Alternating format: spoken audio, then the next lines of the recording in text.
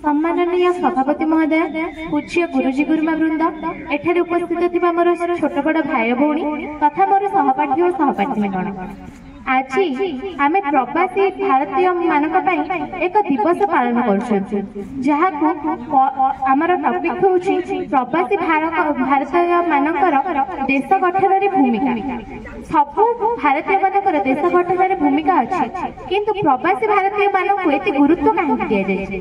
आम प्रवासी कहुए जी कि अन्य निज देश छाड़ी अन्य देश में कोण अनुकोण बास कर देश किसी अर्थ उपार्जन करते कि विभिन्न क्षेत्र में देश को सहयोग करते। आम भारत अनेक लोक कम से कम 45 देश में बास कर 2025 मसीहा मासर 8 तारिख रु 10 तारिख रे आम देशर राजधानी प्रतिवर्ष प्रवासी भारतीय सम्मेलन एथरक आम ओडिशार राजधानी भुवनेश्वर में अनुष्ठित होगा जाऊँगी। सम्मेलन में आज प्रथम दिन में नरेंद्र मोदी एवं आमर माननीय राष्ट्रपति आसवाक आम भारतीय मानू प्रवासी भारतीय मानू एक शिक्षा दि किपरि आम देश को एक विकसित राष्ट्र में परिणत करें सब क्षेत्र में आम देश को सहयोग करें।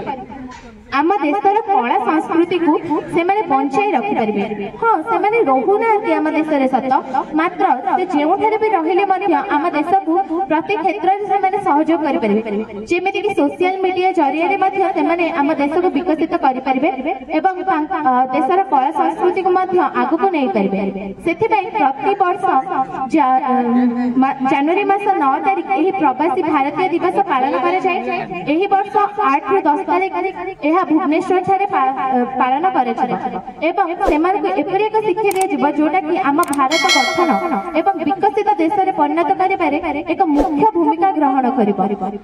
प्रवासी सब बेले देश में रुहती ना, से निर्दिष्ट कारण बाहर को जाए जमीक जीविका अर्जन किंबा किसी व्यापार वाणिज्य जाए, मात्र आसुवा बहिरागत आय आम देशर पुंजी निवेश होता है एवं आम देशर बाह्य पुंजी जो गुड़िक रही अर्थनीति को सुदृढ़ करते।